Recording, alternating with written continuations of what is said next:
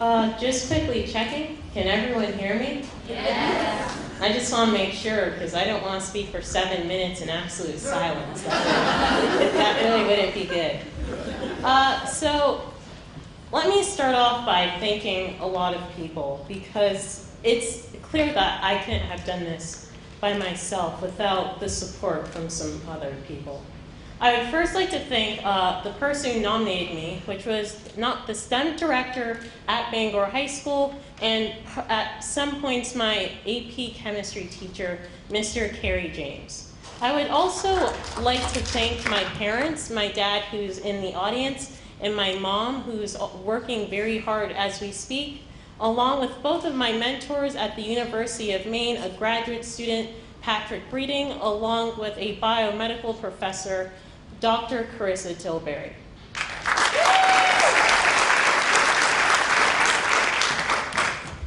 So when I look at STEM, the first time I was introduced to the whole idea of science, I really thought it was just something that you'd see a bunch of old men in white lab coats would do with their extra free time that they had while doing their research.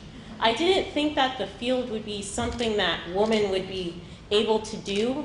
I thought that it was just something that was really just kept for men only. But that sort of stigma changed for me in 6th grade when my dad sort of pushed me into the magnet program at Tacoma Park Middle School in Maryland. Now, at first, when I went to this magnet program, I was completely unfamiliar. I had absolutely no idea what I was dealing with. I had absolutely no idea what computer science was at the time. So when I first logged onto a computer and opened an application called Python, at first I was like, what is this? I didn't understand any symbol that was on the computer until my teacher told me, oh, that's just the icon. I didn't know what it was at the time.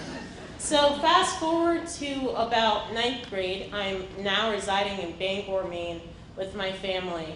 And I now have a serious interest for the interdisciplinary of STEM, but there's just one problem. I didn't know what I was supposed to do. I didn't know what I wanted to do in particular, because at this very point of being at the Bangor High School STEM program, I had the freedom to do a project that I really wanted to do. And so I really thought to myself, what could I do? What sort of application, what sort of project could I commence on my own that would have an impact on the people around me?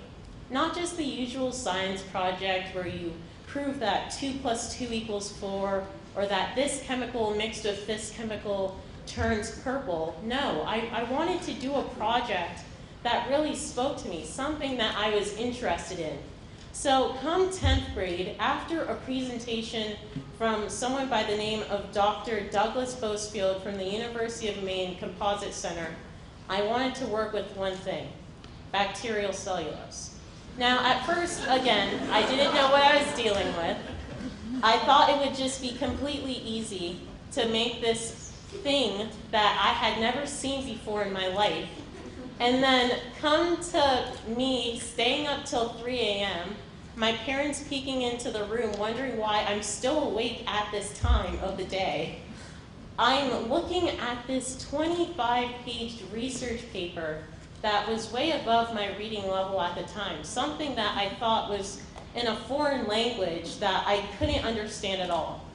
So through hard work and dedication and the push and motivation of my parents, not just my dad, but especially my mom, who would, at some points when I was working, typing away in my room at these late night moments of doing a literature review, of looking at how this whole system works, would peek into the room, smile at me, and then just close the door, knowing that, yes, I will not go to bed until I am done, and yes, I am very hard at work on my computer.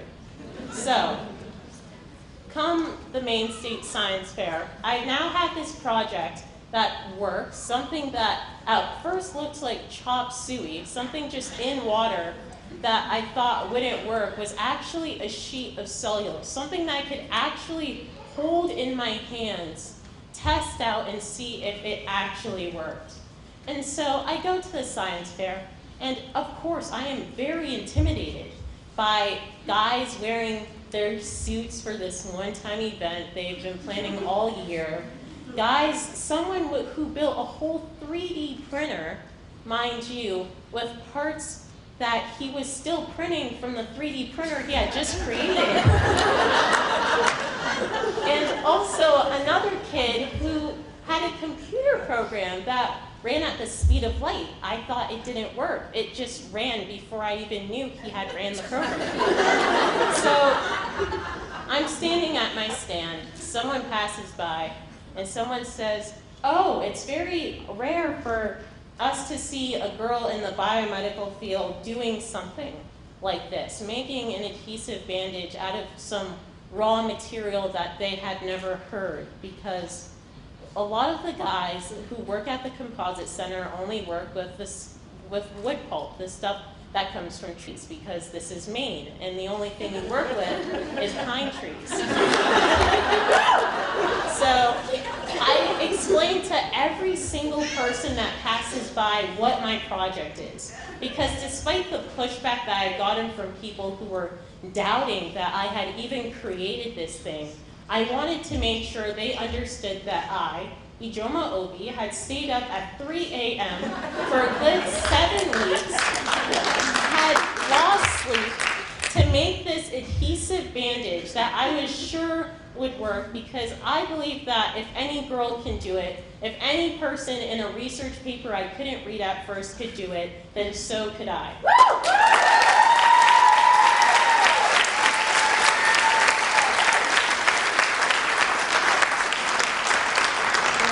Comes towards the awards ceremony, I found out I won first in my category. I was very surprised because there were microbiology projects and things of people curing cancer, which clearly I didn't think of to begin with. So come this time, I take my award home, I show it to my parents, and they're proud of me. And that really touched my heart, because knowing that the people who you live with are supporting you, even at moments where people are faltering at what you do and doubting you because, oh, it's very strange for a girl to do something that's biomedical and something that's engineering at the same time. That sort of compassion for someone when they're working with something that they spent so much time doing is something that I really appreciated, and something that anyone can really appreciate. So come this year, I've been working on a project that I'm proud to say works. I've been working on a project to analyze heart cells, and it's fully functional, no bugs, no gimmicks, no cardboard stands. And I feel like in the field of STEM, a field that has been heavily dominated by men, I feel like as a person who's a minority and a woman, a lot of times you'll get a lot of pushback. A lot of times people will give you the side eye, and you can tell they're thinking, why is she here? Well, I'm here because I can make a difference. I'm here because I can make a change.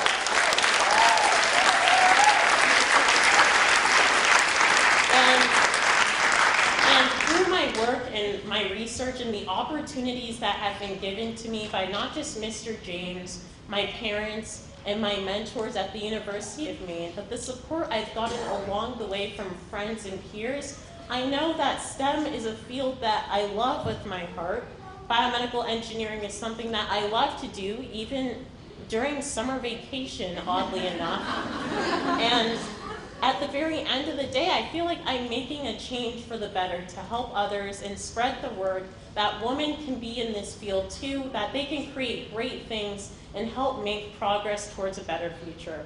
Again, I would like to thank Hardy Girls and Healthy Women of Maine, and also I'd like to thank Mr. Kerry James for nominating me for this award. I'd again like to thank my parents, those at the University of Maine who dealt with me making some constant mistakes in the lab, and those who really took the time to come here today. Thank you very much.